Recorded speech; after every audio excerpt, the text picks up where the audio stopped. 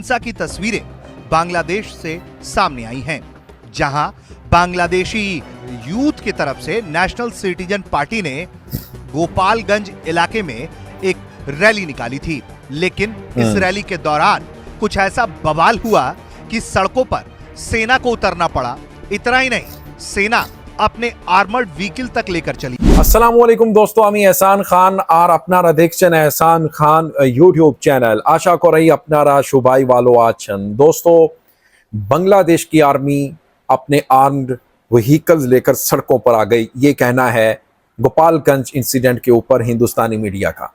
और उनको ये भी तकलीफ है कि बांग्लादेश की जो आर्मी है, ये जो दहशतगर्द हैं, जो एजेंट्स हैं रॉ के, उनके खिलाफ कार्रवाई क्यों कर रही है।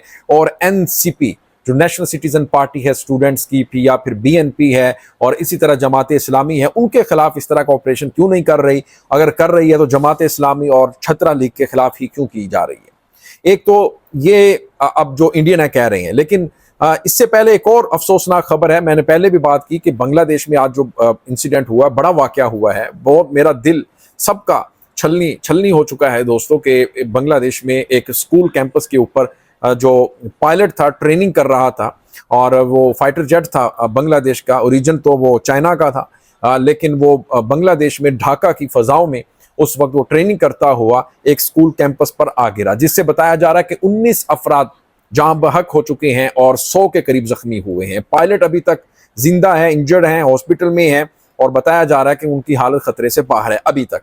बाद में कोई खबर आ जाए उसका मैं कुछ नहीं कह सकता, लेकिन अब तक ये ताज़ा तरीन खबर थी जो मैंने आपके साथ शेयर की है। तो दोस्तों, अब ये जो इंडियन मीडिया है, इसका अब क्या करें, इंडियन हुकूमत का क्या करें। किस तरह से कह रहे हैं कि देखें, ये जो बांग्लादेश की आर्मी है, ये आर्म्ड जो व्हीकल्स हैं, गाड़ियां हैं, टैंक हैं, वो लेकर सड़कों पर निकल आई छतरा लीग, अवामी लीग के ही खिलाफ। लेकिन दोस्तों, इनको ये नहीं पता कि ये गोपालगंज की तरह पूरे बांग्लादेश को 3 और भागों में तकसीम करना चाहते हैं। यानी ये इंडिया का प्लान है, ये इंडियन जो रॉ है उनका ये एक बड़ा जो मास्टर प्लान है वो सामने दोस्तों आया है। तो इसी के ऊपर दोस्तों एक वीडियो क्लिप है, पहले हम ये वीडियो देखेंगे, फिर हम इसके ऊपर बात करेंगे। जुड़े रहिएगा आखिर तक, इस वीडियो को जरूर देखिएगा। अगर अभी तक आपने हमारे यूट्यूब चैनल एहसान रिएक्शन को सब्सक्राइब नहीं किया, चैनल पर फर्स्ट टाइम विजिट कर रहे हैं, तो जनाब चैनल को भी सब्सक्राइब कर लें और बेल आइकन भी प्रेस कर दें। वीडियो को लाइक भी किया करें और कॉमेंट सेक्शन में आप अपनी फीडबैक से हमें जरूर आगाह भी किया करें। लेकिन दोस्तों, वीडियो देखिएगा। 3, 2, 1 एंड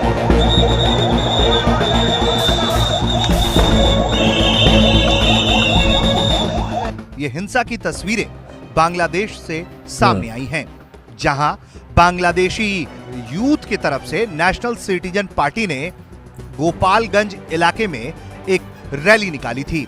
लेकिन इस रैली के दौरान कुछ ऐसा बवाल हुआ कि सड़कों पर सेना को उतरना पड़ा।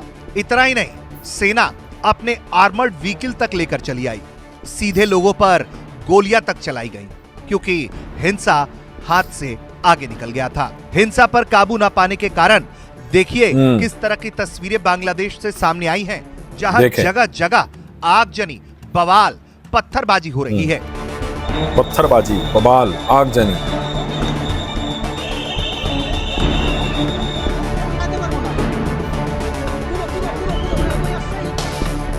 इस हिंसा में लोकल मीडिया रिपोर्ट्स की माने तो तकरीबन 4 लोगों की मौत हुई है और दर्जनों लोग इस बवाल में घायल बताए जा रहे हैं।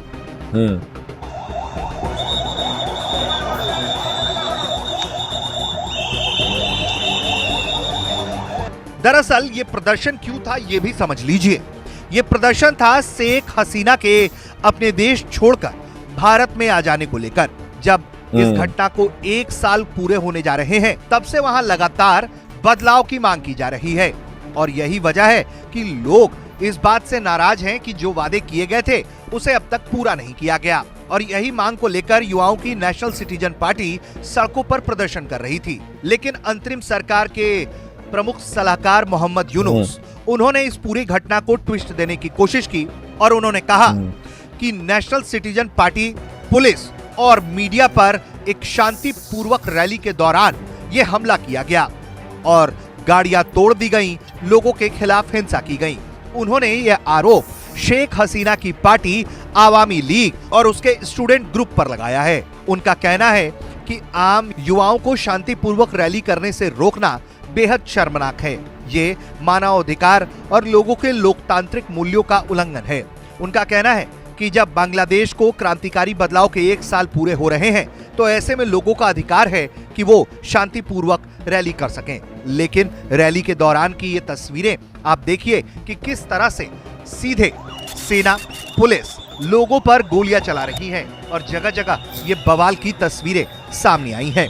पुलिस और अस्पताल प्रशासन की तरफ से रॉयटर्स के पूछे गए सवालों का जवाब नहीं मुहैया कराया गया और इस हिंसा के बाद प्रशासन ने इस इलाके में कर्फ्यू लगा दिया। वहीं अवामी लीग ने ये दावा किया है कि उसकी पार्टी के लोग तो सेना की गोलीबारी आपने में ये मारे वीडियो गए देखी हैं। है, किस तरह से जनाब जो इंडियन मीडिया है वो नेगेटिव रिपोर्टिंग करता हुआ नजर आ रहा है, एक तरफा रिपोर्टिंग करता हुआ नजर आ रहा है। लेकिन उसको ये नहीं पता कि इंडिया के उभारने पर, इंडिया के उकसाने के ऊपर छत्रा लीग, छत्रा विंग जो स्टूडेंट्स का एक यूनियन है, उन्होंने किस तरह से एनसीपी पार्टी जिसका हक है, चाहे जमाते इस्लामी करे चाहे बीएनपी, पूरे के पूरे बांग्लादेश में जहां दिल करे वो रैली भी निकाल सकती है, कोई बड़ा जलसा भी रख सकती है, उसमें वो खिताब भी कर सकते हैं। उनका एक आईनी हक है, उनका एक जमहूरी डेमोक्रेटिक हक है। लेकिन इन्होंने किया क्या, यानी शेख हसीना की प्लानिंग के मुताबिक वो इंडिया में बैठकर, दोस्तों वो हिंदुस्तान में बैठकर, मोदी के पास बैठकर, इंडिया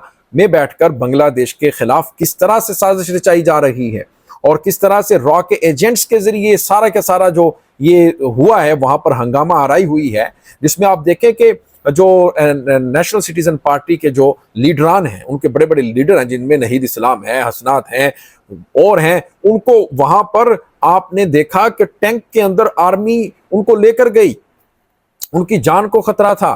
यानी इतना बड़ा जो हंगामा है, ये तो बांग्लादेश की जो फोर्सेस हैं वो भी नहीं सोच रही थी कि इतना बड़ा हंगामा हो जाएगा, वहां पर इतना बड़ा इंसिडेंट हो जाएगा। यानी इसके पीछे हिंदुस्तान है, इसके पीछे मोदी है, इसके पीछे रॉ है, इसके पीछे शेख हसीना है। उनकी एक बड़ी घिनौनी साजिश है जो पकड़ी गई है। उसके बाद उनके जो एजेंट्स हैं उनको पकड़ने का अमल इस वक्त दोस्तों जारी है और बांग्लादेश नहीं चाहता कि गोपालगंज जैसा इंसिडेंट दोबारा हो। बांग्लादेश नहीं चाहता कि दोबारा से ये हिंदुस्तान की हम फिर से कॉलोनी बन जाएं, हिंदुस्तान के जेर साया हमारा मुल्क चले।